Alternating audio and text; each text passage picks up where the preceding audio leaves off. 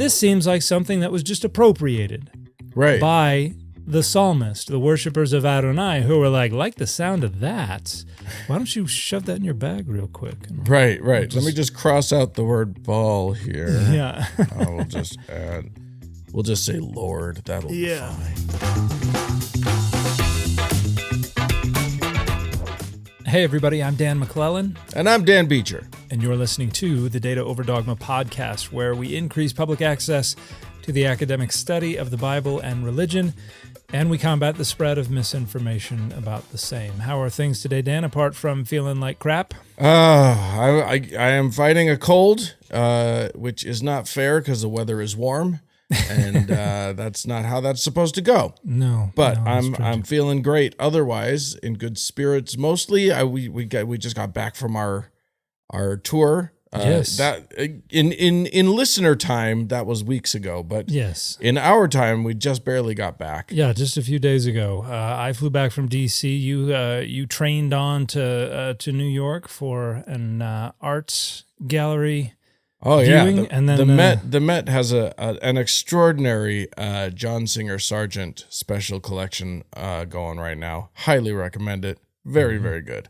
Yeah. But yeah, we got to meet all kinds of people. We met several of the listeners to this very show. Yeah. And that was what a treat that was for us. It was definitely wonderful to get out on the road to meet some of y'all, to hear your stories, and to get to sign some of these books and enjoy each other's company for a while. It was a great time. Yes, so indeed. Thank you to every single one of y'all who came out to see us and to hear us, and in various ways, figurative and literally.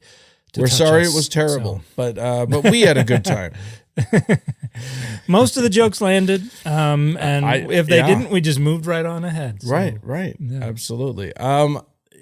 So we should probably do a show. Yeah, I guess if we must. If we want to have a show, we should do a show. Yeah. So we're going to do two different segments as we usually do. The first one, we're going to be taking issue.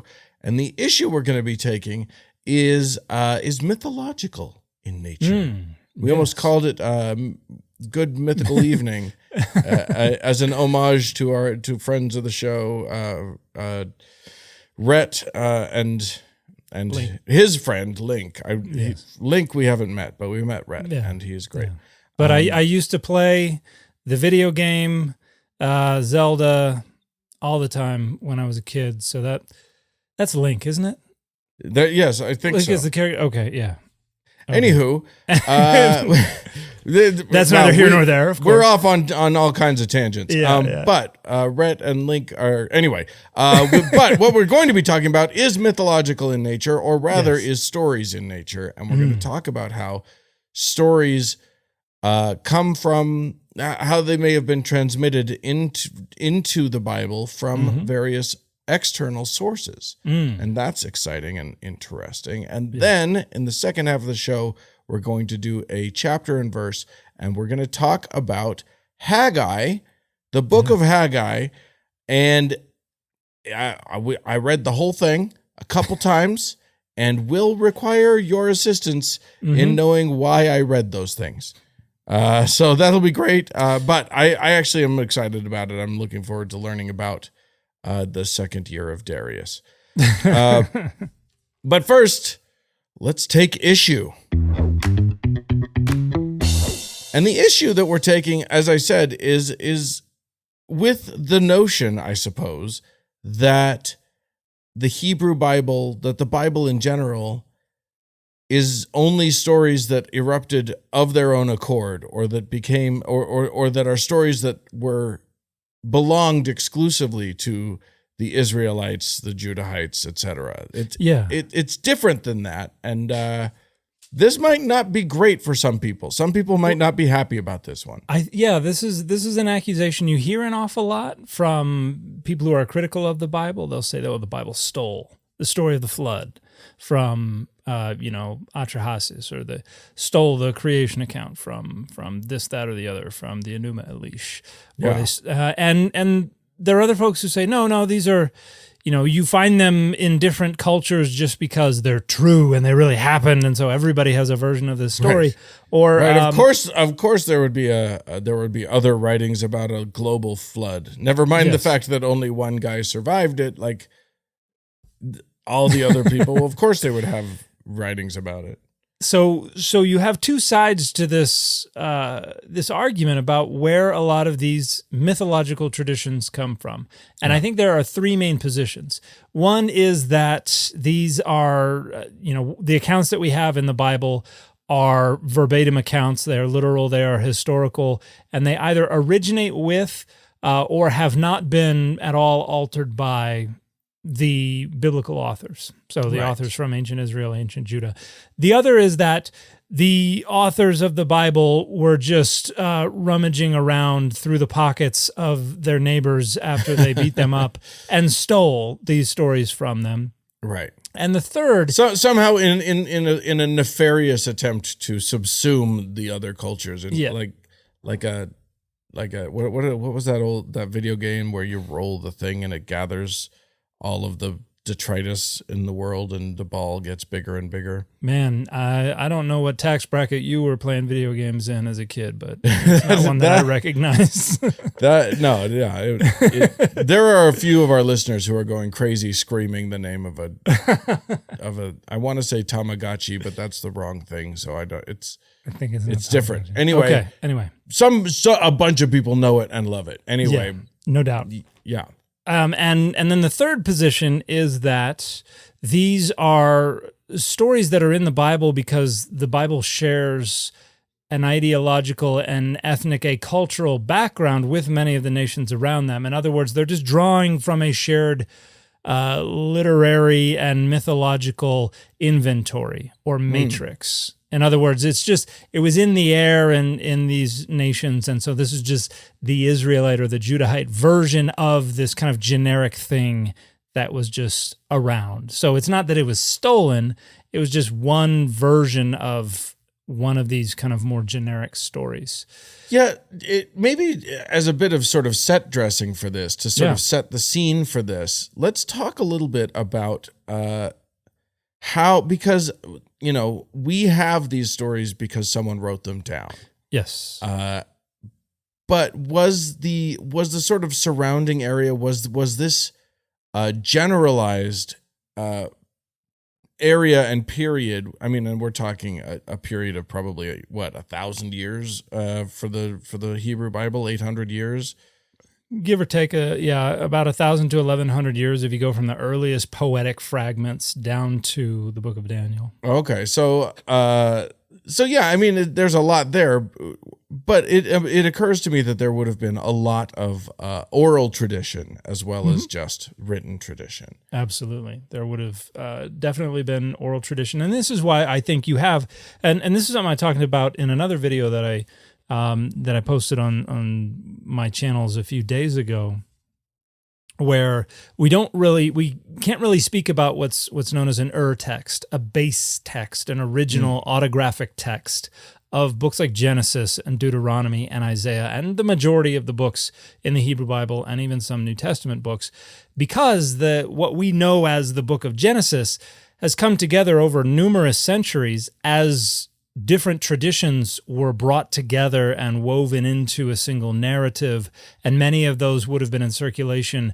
as oral traditions, and who knows how many times different people wrote them down, and how many times those written down versions may have collided with each other and then been woven together and then collided with another version or something like that. Like we don't know the background of the transmission, oral and textual, of all of these traditions, but we know it's probably pretty complex. And this results in things like, the story of Abraham coming into, I think it was Gerar, and telling the king, "Oh, this isn't my wife; it's my sister. I promise."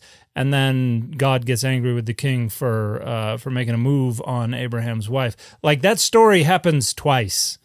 and separate from each other. Right. And then you've got stories like the two creation accounts where they're just abutted one after the other. And then you've got stories like Joseph being sold into slavery in Egypt, where they have taken two complete narratives and basically stitched them together.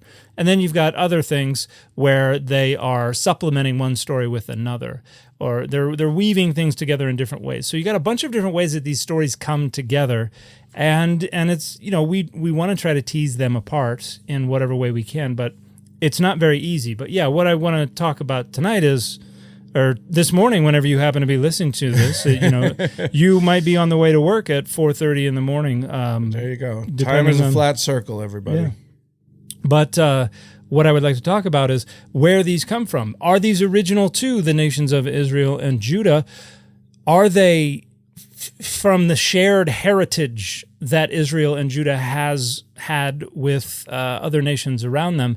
And this is a point that a lot of people don't know about. Most scholars these days would say that the nations of Israel and Judah are Canaanite.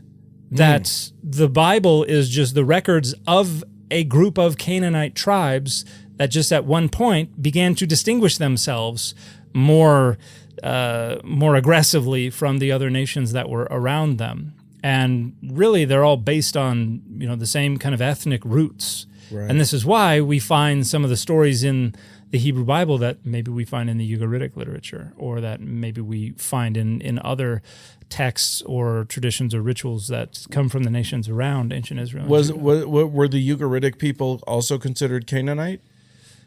I think they would have been labeled Canaanite had they been around when the Bible was being written, but the city of Ugarit was destroyed somewhere around 1200 BCE, so that's like right around the time Israel begins to be a thing. Okay. And so they wouldn't have been known about really. However, we do have preserved, and I guess this is one of the first things we can talk about.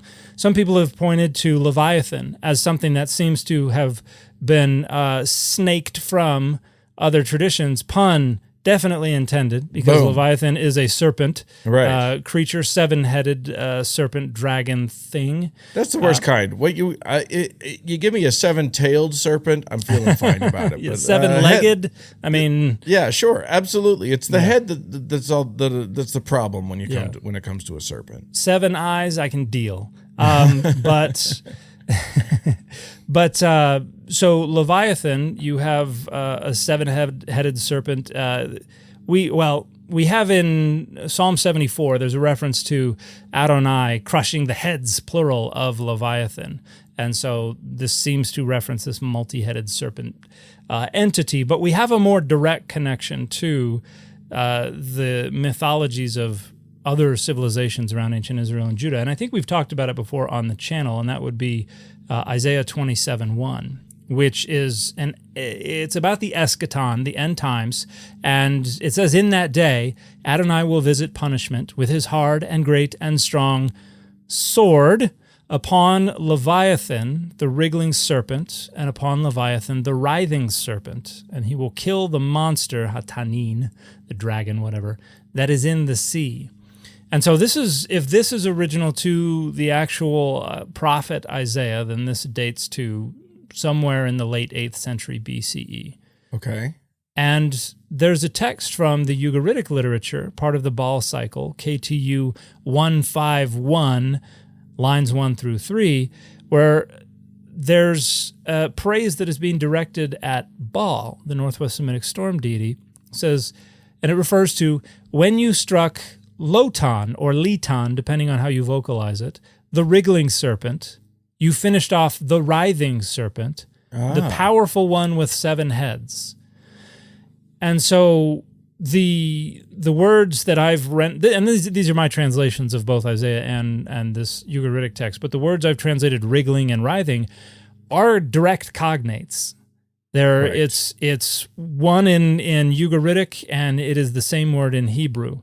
Litan or Lotan is cognate with Leviathan. Right. The difference is the powerful one with 7 heads, or the potentate with 7 heads, is different from the dragon that is in the sea. However, this was still a dragon. This was still associated with the sea. And as we've seen in Psalm 74, they had more than one head. Leviathan had multiple heads. And so it's pretty safe to conclude that this was a 7-headed sea monster that the Bible is talking about.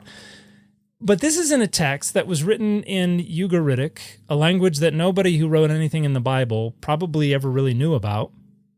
And it was written 500 or 600 years before the book of Isaiah was written. So it's very, very unlikely that an author was like, hey, I was up north in Syria and I dug up this text and then I happened to decipher the language and I'm just going to quote this text. Right. It's not quoting the Baal cycle as found in the Ugaritic literature, most likely. But a better conclusion is probably that this is just a tradition that was in circulation and as far back as probably the 13th century BCE, further up north in Ugarit, and then was in circulation in the 8th century BCE in Israel and Judah. And so this was something that the author of Isaiah drew from. And so interesting that those adjectives would make it through. That this is the wriggling and the writhing serpent. That like that. Those markers seem so specific. It's fascinating that has made it through the centuries, through the languages, like across all of these boundaries and borders, and that's been preserved the whole time. Yeah, well, and I think it was the idea. It's very short. It's probably just this motif that was just shared widely, and as Latter-day Saints, we have this saying about with all your heart, might, mind, and strength, and that's something that kind of takes on a life of its own. A lot, and there are a lot of sayings from the Bible that people just use without knowing they're from the Bible. Right. By the skin of his teeth, for instance, is from the Bible, but people use that all the time, and it becomes a little kind of tiny little motif that just has its own circulation and its own life. So I imagine this idea that there was some chaotic seven-headed sea dragon that was a wriggling serpent and a writhing serpent and had seven heads, and it was the responsibility of the storm deity to defeat it, was just something that was around in circulation. Yeah. And so that's an example of something where I would say it's unlikely that this could be referred to as stolen. This is not something where they were like maliciously were like, I'm taking this. This seems to be something that was just a part of their tradition because they grew out of an ethnic and a literary stock where this was just in the air. It was part of their literary and their mythological heritage. So. Well, and it occurs to me that stories like these, that the mythos of a region would cross boundaries, wouldn't need to stick in with its own people. It would have a larger scope as people relate these stories to their friends and neighbors, and then someone goes traveling and relates the story on their travels, and then they're like, oh, that's a cool story, I'm going to tell my friends that. And it just it seems very easy for stories like that to transmit their way through various populations and just sort of ebb and flow and move and change and just become part of. And then, if it's retold enough times, it's now part of your local lore. Yeah. And at which point ownership is kind of a, to the degree you can talk about ownership is kind of a moot point. Right. And there's another one I want to talk about that is similar, because it's about the storm deity still, but this time it probably is an example of someone stealing something from the surrounding cultures. So this is Psalm 29, and I think we've probably referenced this psalm once or twice on the show before, but this is where the psalmist is singing praises to Adonai. And they're singing praises to the voice of Adonai, Kol Adonai. And it's a sevenfold praise thing, where you have seven different ways that God's voice is spectacular. And all of the imagery has to do with storm deity imagery. So the voice, the Kol Adonai is over the waters. The God of glory thunders. Adonai over mighty waters. The Kol Adonai is powerful. The Kol Adonai is full of majesty, breaks the cedars of Lebanon. makes Lebanon skip like a calf, and Sirion like a young wild ox, flashes forth flames of fire, shakes the wilderness of Kadesh, causes the oaks to whirl and strips the forest bare. And so you've got this sevenfold praise of a storm deity, and particularly the voice of the storm deity, which is likened to thunder and lightning. But the weird thing is, it mentions several toponyms, several place names. Yeah. Lebanon, Sirion, Kadesh, all of them north of Israel, in the territory of another storm deity, specifically Baal.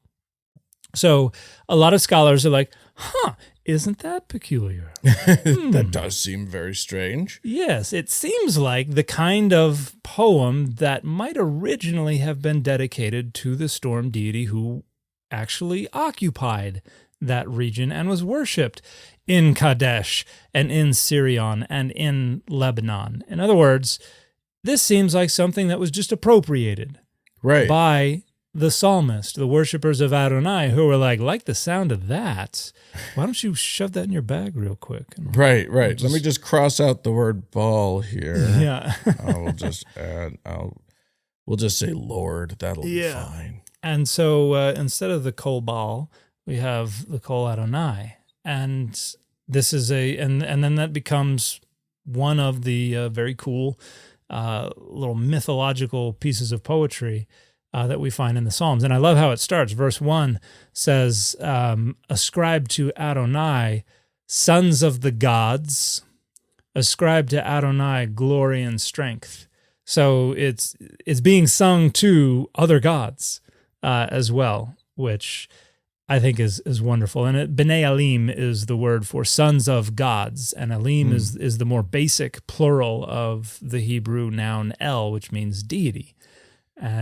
But you have... I've heard you use the phrase B'nai Elohim. Yeah, B'nai Elohim is more common in like Genesis 6 and Job and places like that. Okay, but this would mean roughly the same thing. Roughly the same thing, although more clearly plural. Because B'nai Elohim, you could interpret that to mean children of the God. Okay. Namely, the one head deity. But Elim is definitely plural. This is not a singular noun. This is a plural noun. So it's sons of gods. And, when you look in like the King James Version, I think it says sons of the mighty. Is that what it says?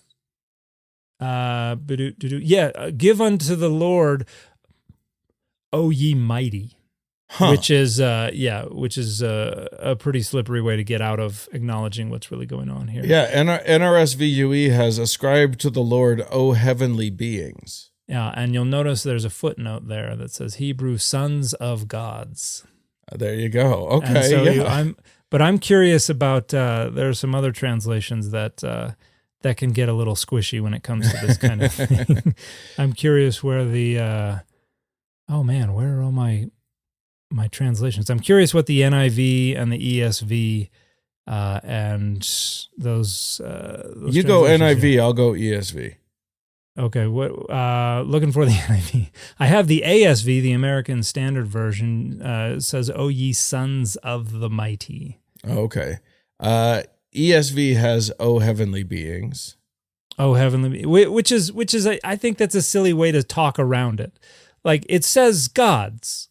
Heavenly beings just means you're too chicken to say gods. Right. Well, and the ESV also has the same footnote. Hebrew sons of God or sons of that footnote is a little sneaky. Sons of sneaky. God singular or inaccurate. Sons of might. Interesting. Yeah, and this is based on a very outdated etymology for the word El. One etymology is that this comes from a verbal root that means to be mighty or powerful. Now, this has been largely rejected for 70 years or so. Oh, wow. There was a scholar named Marvin Pope back in 1955 who published a book on El in the Ugaritic text. And what he points out is that the word Elu or El, the Northwest Semitic and Hebrew word for God, is etymologically you cannot evaluate it any further than that it just means deity. or God. It's just a basic noun that means God or deity. So yeah, the ESV is appealing to some very outdated scholarship. But we digress a bit. But it's still, I think it's a fascinating psalm that was likely borrowed, if we're being kind, swiped, if we're not being so kind, from praise that was probably directed at Baal, the Northwest Semitic storm deity. So interesting. So that's an example of one where I would say, yeah, we could probably say the author is stealing that from the nation around them. Yeah. And so we've got other examples, I think, of things that are being borrowed and they're being like responded to. So, for instance, Genesis 1, the creation account in Genesis 1, you've got the 7 creative periods. A lot of people have noticed some resonances with the ways that the creation is described in Enuma Elish. And there, it's not like, the Judahites are in Babylon or have just come back from Babylon when this is being written, but they probably were not saying, ooh, I like the sound of that, yoink.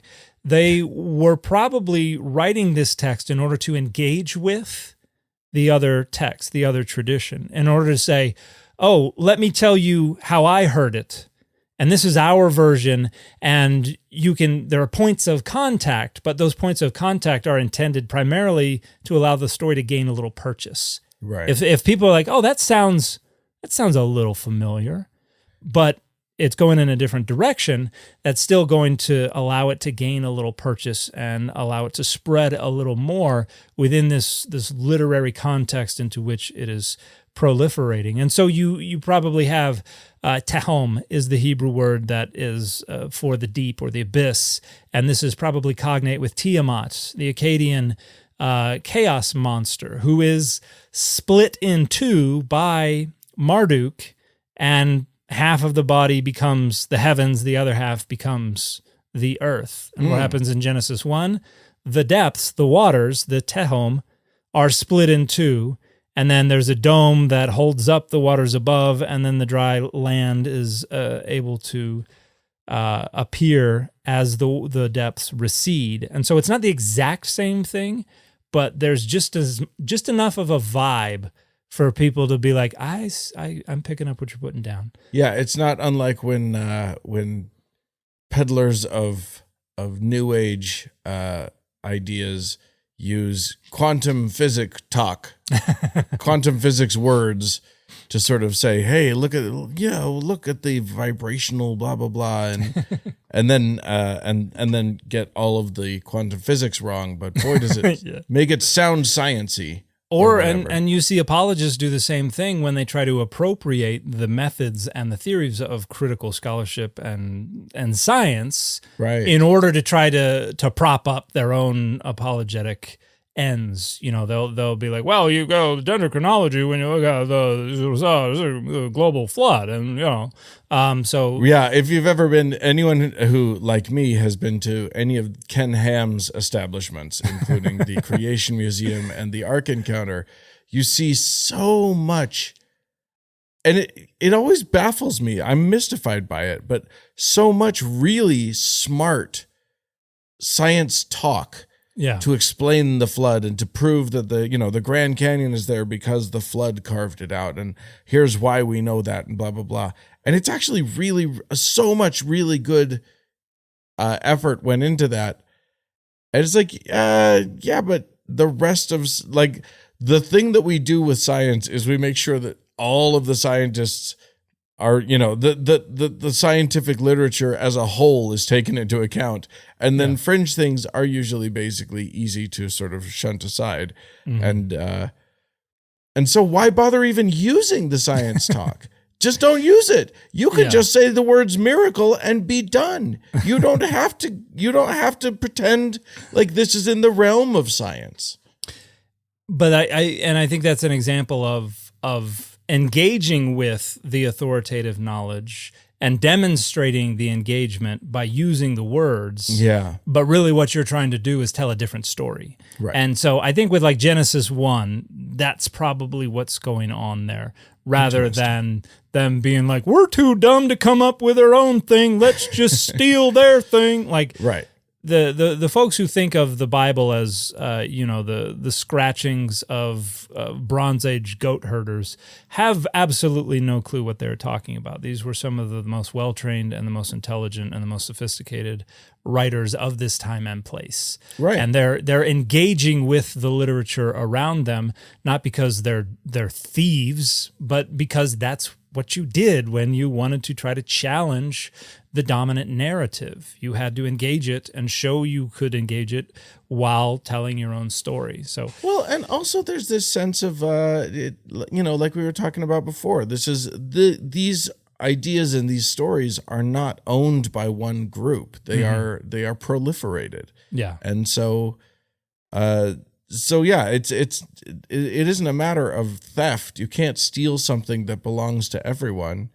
You can just write it your way and see how people glom onto it or not. Yeah, it would be like a kid growing up today and going off and creating his own comic book where it's a superhero who flies and has a cape, but has, totally unique powers and a totally unique name and all this kind of stuff. And somebody else being like, well, you can see that this is stolen from Superman because he flies and has a cape. And so obvious. And, a kid could grow up today and never hear the name Superman, never read a Superman comic, and still be exposed to enough of that imagery and those traditions to come up with a superhero who flies and has a cape and who maybe is not directly influenced by Superman. I mean, they could come up with it just from watching the T-shirts on your channel.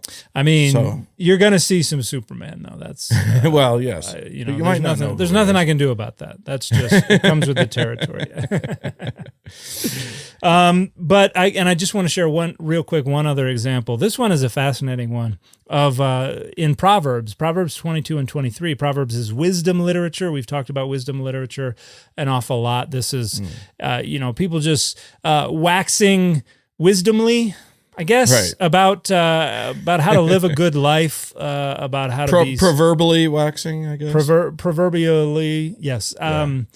Those are big words. But anyway, in Proverbs 22 and 23, you have a bunch of references. Don't move an ancient boundary stone or encroach on the fields of the fatherless, for instance. Don't rob the poor because they are poor or crush the afflicted at the gate. Incline your ear, hear the words of the wise, for it will be pleasant if you keep them within you. And a lot of scholars have noted, hey, a lot of this sounds an awful lot like this Egyptian wisdom text from several hundred years before, the instruction of Amenemope, who is not a creature that lives in the sea, but is a dude's name. I'm just going to say, don't try to steal the thunder of the goofball name thing, because that's the second half of the show. But this is probably an example where there is probably some direct influence, where the person who is responsible for collating or compiling or writing these proverbs was probably inspired by some of these other texts that they knew about that were written in Egypt many centuries before, but were still in circulation around the Persian period. And, whether it was writer's block and they were just like, well, I'll just take some of Amenemope's stuff, he's not going to know. Or if, this was just kind of, again, had become embedded in their kind of literary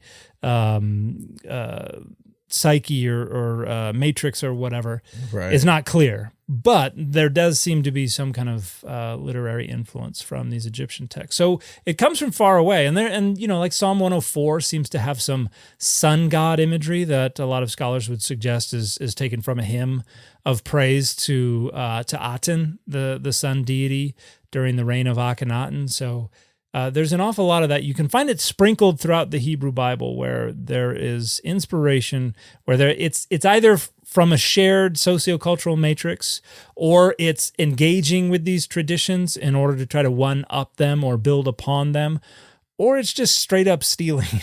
Yeah. From the nations that are around them. And it helps if what you're stealing is a hymn of praise to a Northwest Semitic storm deity, because Right. Adonai is a Northwest Semitic storm deity. I mean, the story we haven't talked about is how the deity themselves, Adonai, the God of Israel, seems to be taken from the divine profile of the existing Northwest Semitic storm deity. So that's kind of, maybe that was the elephant in the room the whole time. That the deity themselves seems to be based on somebody else's divine profile. But the notion that the Bible is just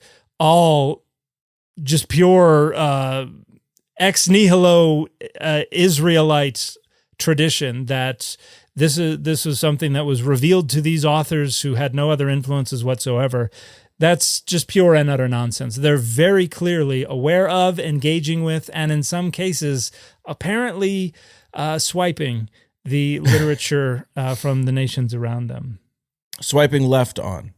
Or swiping right left. On. Well, I was going to go the kids route and do a swipe or no swiping, but that's Dora the Explorer for those who don't have the kids running around. Yeah, I didn't catch it. Yeah. All right. Well, I think that's a great way to look at the it's a great way to muddy the waters a bit. And say it's just a little of all of it. It's such a better viewpoint than either they're stealing and therefore it's all stupid, or it's all perfect and and therefore they stole it from us. You're not allowed to ever question it and blah blah blah. Like it's just such a better way of viewing the world. So that's what a lot of early Christians did. They were like, Plato was trained by Moses, and it resonated so well that they were like, I think they might have taken this from us. So that's amazing. That's amazing. All right. Well, let's move on to chapter and verse. And our chapter and verse today is Haggai, the entire book. Yes. It's chapters and verses. Or we could just say book. The book, yes. Yes. And Haggai, okay, I think I said this at the top of the show. I read it multiple times. Mm-hmm. I'm interested baffled? as to what's that? I was going to say baffled, but I'm interested into why you wanted to talk about it, because when I read it, it seemed like it said in 300 sentences what I could say in 4. Yes, which is like the first.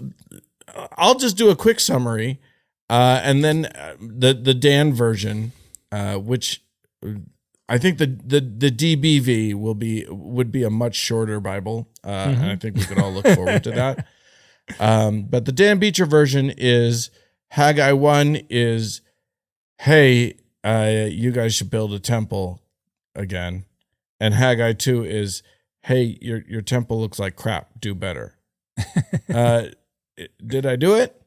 Like those are the the main, like that. Yeah, those are the things that the whole narrative pivots on, more or less. But I will say this: one of the things that interested me was that I somehow accidentally, when I was first looking at this, I clicked on the wrong book. I didn't click on Haggai. I accidentally clicked on Zechariah, which is the book directly after Haggai.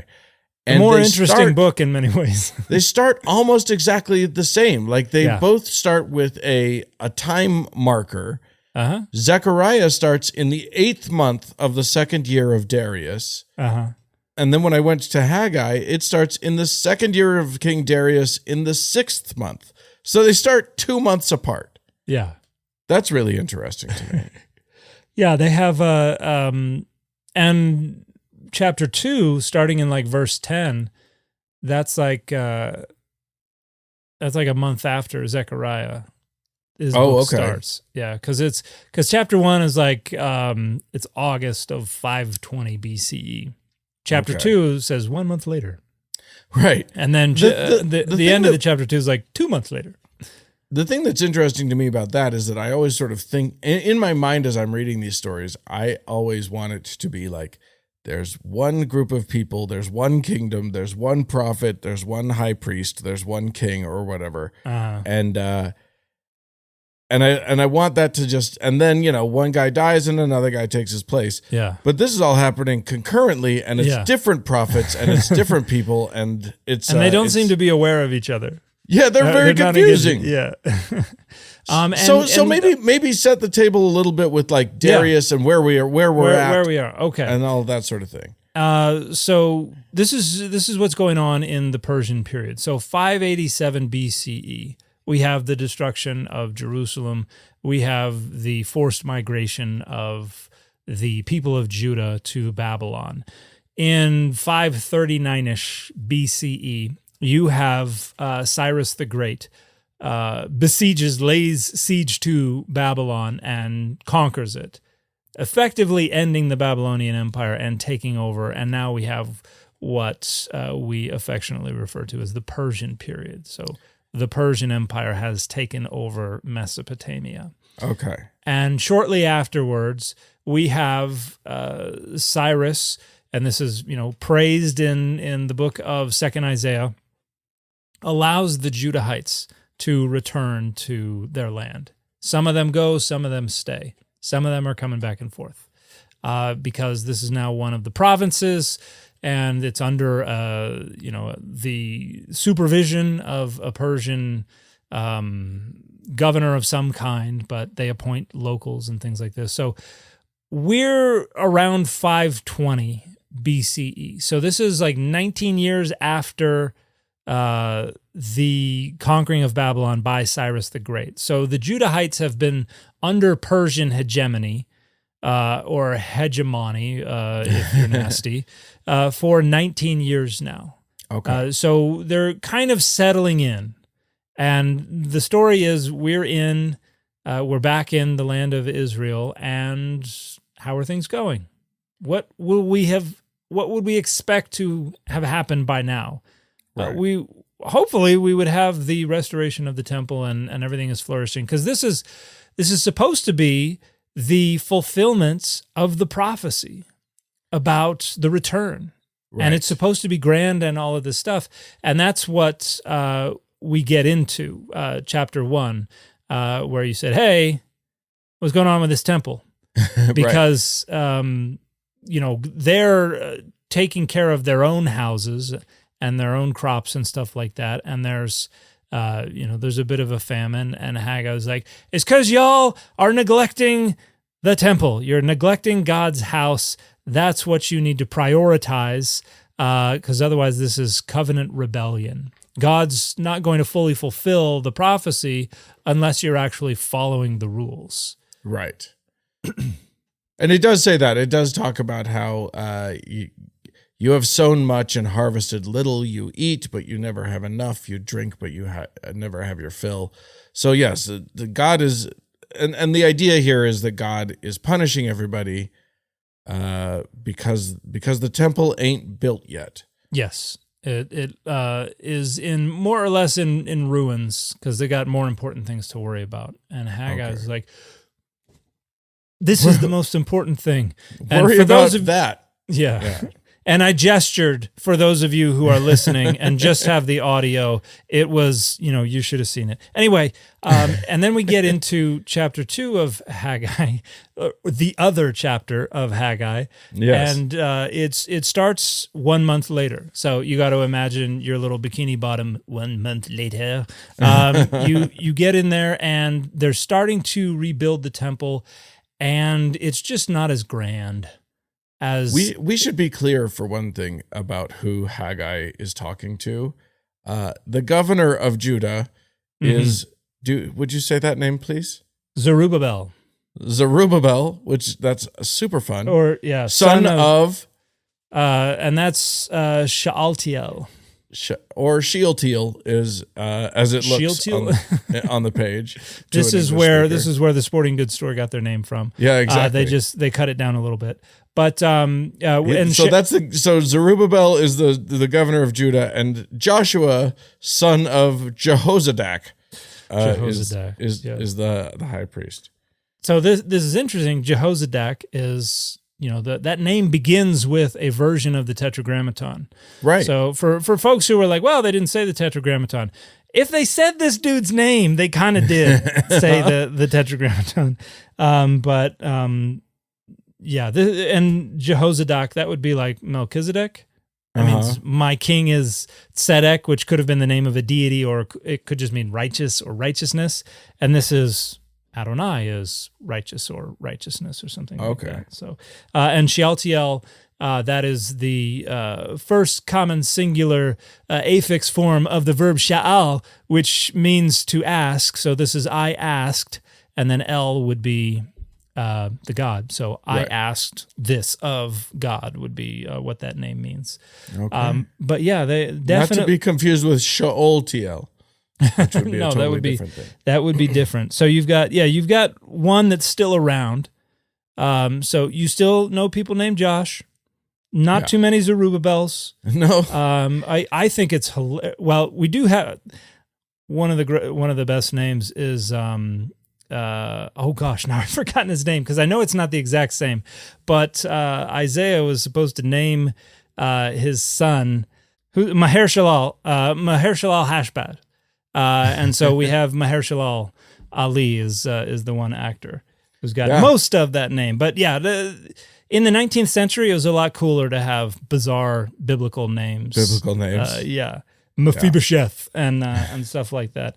Yeah. So I would have loved to have known a Zerubbabel or a Jehozadak or Shealtiel or two, but I'm just going to name drop a little bit. Mahershala Ali, when he was giving his Oscar acceptance speech, name checked my own acting teacher as one of his influential acting teachers. Oh, very cool. So I share a little bit of that Oscar, I think. But you don't share any of the infamy of that other actor you've talked about who was kind of a jerk. Yeah. But did he study under the same acting teacher? Okay, yes, there you go. Indeed. So anyway. You win some, you lose some. Yeah, exactly. They can't all be home runs. And so we get into chapter 2. It's 1 month later, and the elders who were like, I was a little boy when Solomon's temple was around. They're like, that doesn't look like Solomon's temple, man. That's kind of, what are we doing here? And to which Haggai is like, hey, come on, man. Remember the promise. God's future kingdom. This is just a shadow of things that are to come. When in that day kind of language where we're going to have the new Jerusalem and everything's going to be happy, happy, joy, joy. Yeah. Since I'm in old cartoon mode. And then that's like chapter 2, verses 1 through 9, and then we get a call to covenant faithfulness in verses 10 through 19, and this is 2 months later. We have this discussion about ritual purity, which I think is I want to read some of this. Let me just do. So on the 24th day of the 9th month, in the 2nd year of Darius, the word of the Lord came to the prophet Haggai, saying, "Thus says the Lord of hosts, ask the priest for a ruling." So he's on the golf course. He's like, I need a ruling over here. Right. So they call the priest over, and he says, if one carries consecrated meat in the folds of one's garment, and with the fold touches bread or stew or wine or oil or any kind of food, does it become holy? And this is kind of a theological question. It's like, I've got this holy piece of meat. I stuck it in my pocket. If I touch other stuff, does the property of holiness transfer to the other stuff? Right. Can this make my stew holy? Because I would like to have holy stew. Yeah. Well, who doesn't want their stew to have a little bit of holiness to it? What is it? All I said was that dinner was good enough for Jehovah. Stone him. Are any women in the crowd today? No. The priest answered no.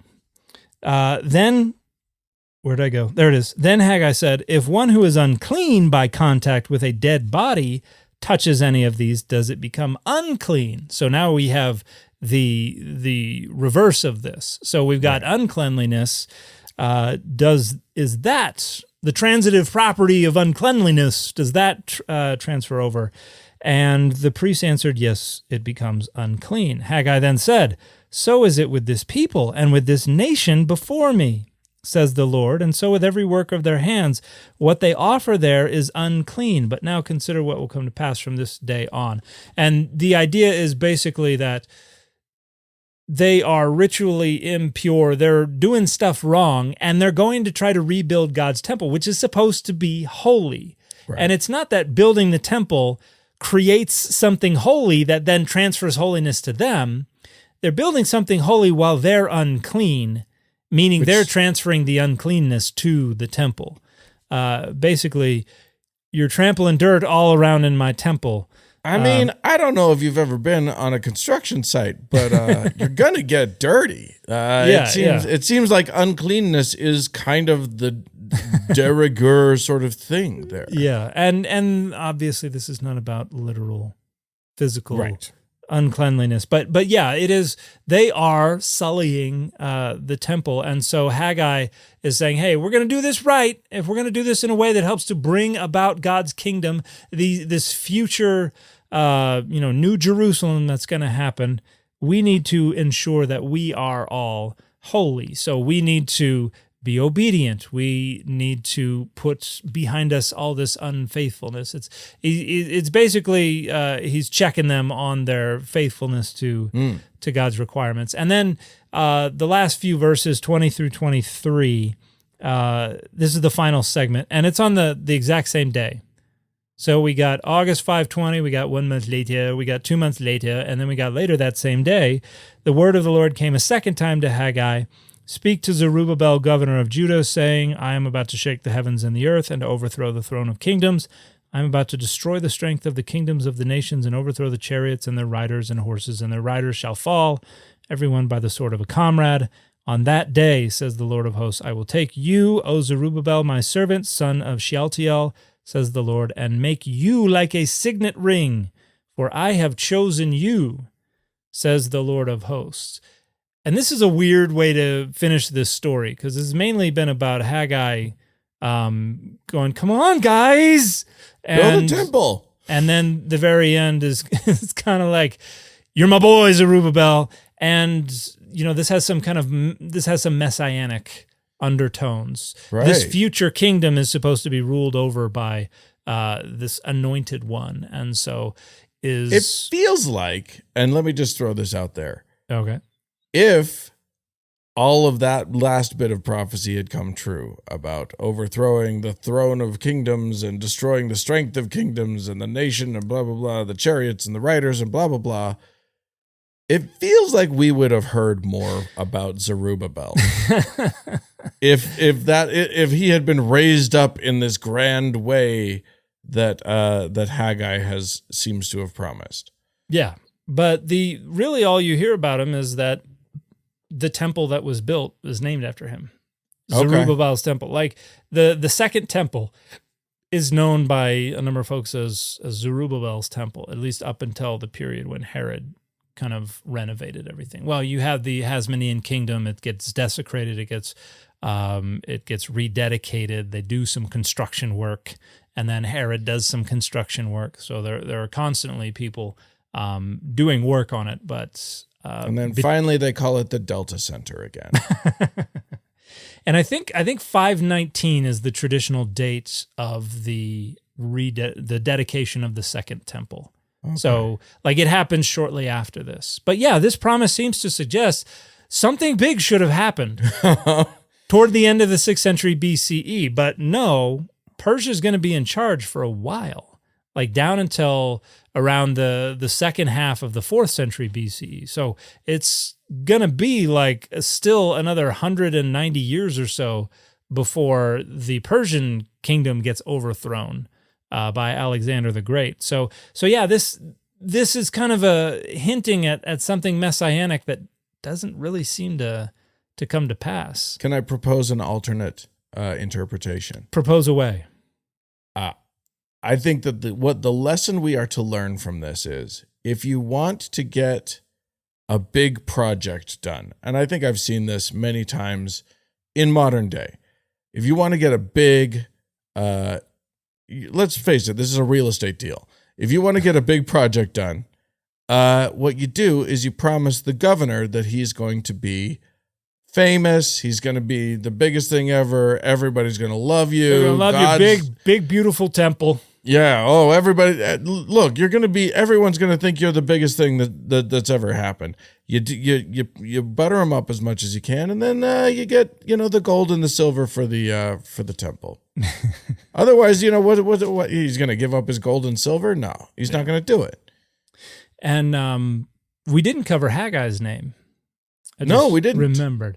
Haggai seems like a masculine plural version of Chag, which is a pilgrimage or festival or something like that. And it might have a first common singular pronominal suffix. It might be like my celebration or festival or something like that. It's exactly what it means is debated, but it could indicate that Haggai might have been born during one of the big festivals that was celebrated in. So that's in Israel, something like that. And that root word is probably the same root word as the Arabic Hajj, which is the pilgrimage, the pilgrimage to Mecca. There is probably some etymological link there, but my Arabic is muy malo, so I'm not okay. Fair enough. But it is. I forgot what I was going to say. I had something, and I derailed you. And that is my job. It was a little nudge. It was a little nudge. But yeah, but that is Haggai is, and like I said, one of the reasons I don't remember if I said this, but like I was thinking, one of the reasons I wanted to go over this is because this is one of those texts that a lot of people just don't know about. Yeah, so you could stop most people who say they read the Bible a lot and be like, "Tell me about Haggai." And they'll be like, "Ooh, no." He was a prophet, I'm pretty sure. But now it was about the cleanliness of the people, their priorities related to the temple, looking forward to the New Jerusalem and God's kingdom, making sure they were pure enough, ritually clean enough to be able to participate in the building of this temple. And then some weird promise at the end that Zerubbabel was going to be the next hot thing that doesn't seem to have come to pass. But they did get a temple out of it. That's the most important thing. They did get a temple. Second you say temple, what you got to say to get that temple. Which lasted until 70 CE in some form or another. It's the Temple of Theseus to some degree because it was being renovated. It was being built over again. It had different things. Not unlike the temple here in downtown Salt Lake City, which is currently under deep renovation also. Yeah. Didn't they say they were going to be done in 2025? They did say that. I think they originally said that. Yeah. I think now April 2026 is when they're like, that's when we're going to have our soft opening celebration, where they're going to. You go. Yeah. So. And behold, Zerubbabel said to the people, "Yeah, okay, well, thank you for that.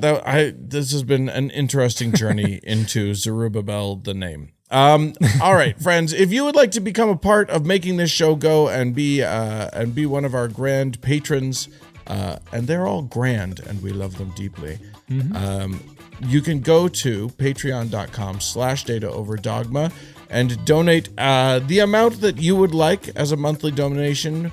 Donors can get an early and ad-free version of every episode, as well as the after party, which is you and me, Dan, doing some extra bonus content every week. So head on over there if you have the dash to do it. If you don't have the coin for that, then please leave us a 5-star review on whatever thing you're on that you're listening to, and share us to all your family and friends. Yeah. If you want to contact us, it's contact@dataoverdogmapod.com. Thanks so much to Roger Gowdy for editing the show. We'll talk to you again next week. Bye, everybody.